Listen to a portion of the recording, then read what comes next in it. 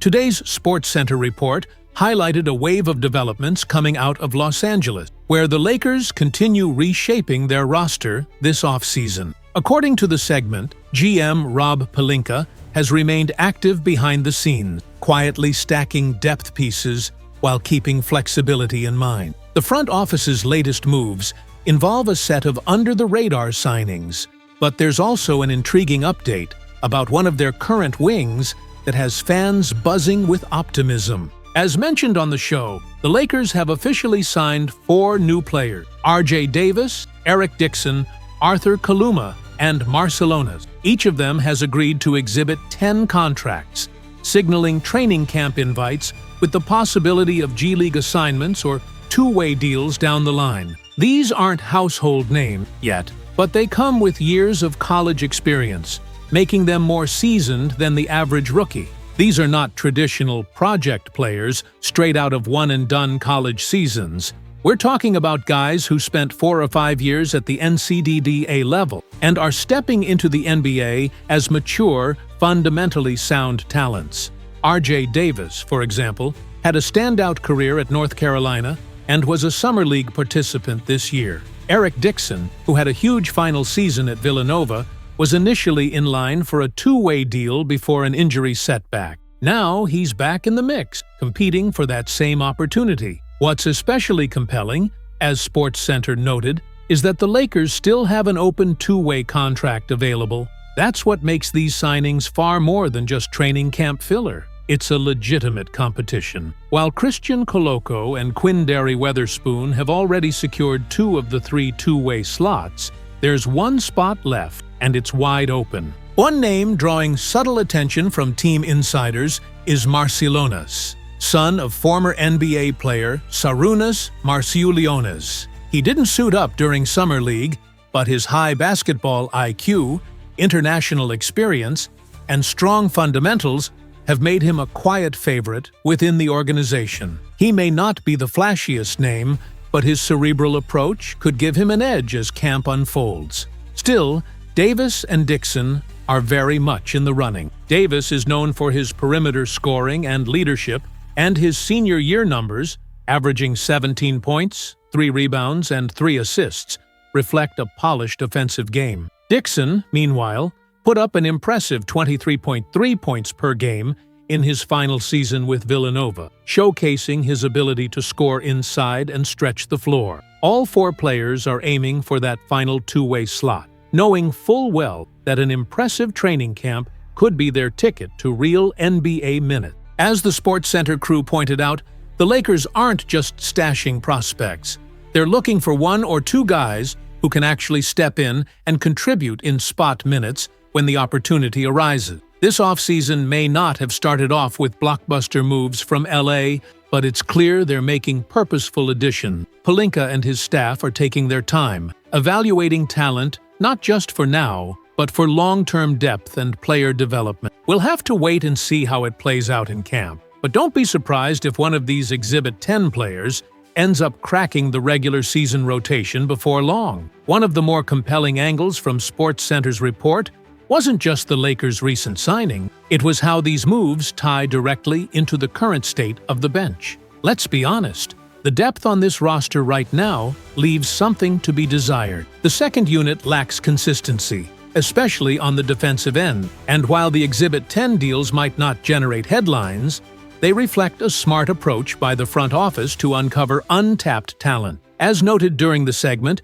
these types of low-risk signings can quietly pay off. There's very little downside, especially when the players in question have averaged over 20 points per game in college and played for respectable programs. It's a calculated bet, and recent Lakers history shows that this kind of move can lead to something bigger. Austin Reeves is the perfect example. He came in as an undrafted two-way player and earned himself a full-time contract by proving he belonged. So, while the expectations for R.J. Davis, Eric Dixon, or even Arthur Kaluma may be modest for now, the door is open. They're competing for that final two-way slot, and if they impress in camp, they could force the coaching staff to take a second look. And, as SportsCenter mentioned, Quincy Allen's journey last year is another reminder. These fringe spots matter. Players just need a shot. But beyond the Exhibit 10 guys, there was also some intriguing buzz about a current Laker, Jared Vanderbilt.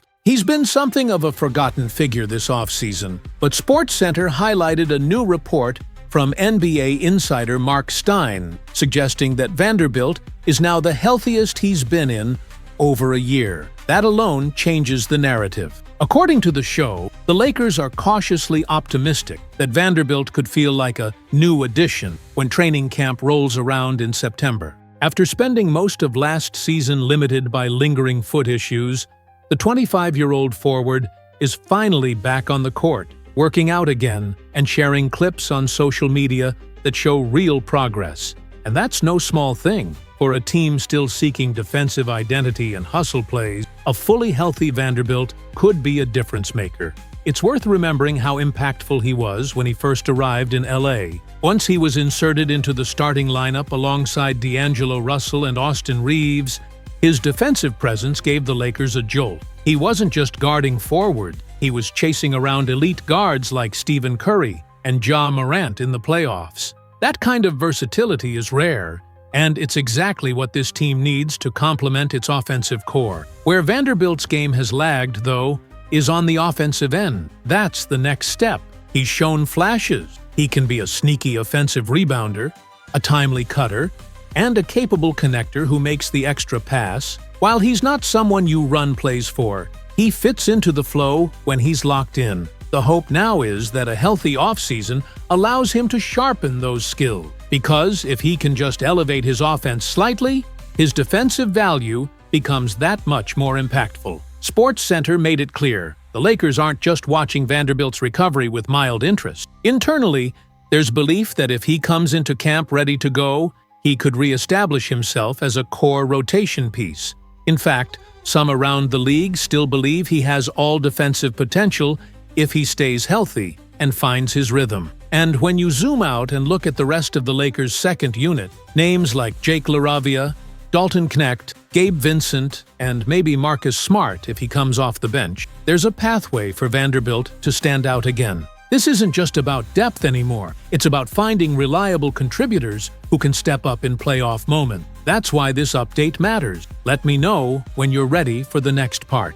I'll keep the structure seamless from here. Looking ahead to next season, all eyes will be on JJ Redick as he enters his first full year as an NBA head coach. There's genuine curiosity around the league about how he'll approach the rotation, especially with the revamped bench and the mix of young talent and seasoned veterans at his disposal. This isn't just about managing minutes, it's about establishing an identity, setting a tone, and showing that he belongs on that sideline. There's real intrigue surrounding how he'll utilize key role players, how much responsibility he'll place on Marcus Smart as both a defensive anchor and a locker room leader, and how he'll stagger rotations to maximize the depth they've built. This team has options, and now it's about making those options work. Will Redick lean into small ball lineups? Will he elevate emerging talents or rely on proven vets? These are the kinds of decisions that will define his early tenure and could shape the direction of this franchise for years to come, but that's going to do it for now. We want to hear from you. Out of all the recent signings and roster moves, which one are you most excited about heading into next season? And let's talk about Jared Vanderbilt. Do you see a bounce-back season on the horizon for him? Can he reclaim the spark that once made him such a key two-way contributor? Drop your thoughts in the comments below. And, as always, thank you for rocking with us. We'll see you in the next one.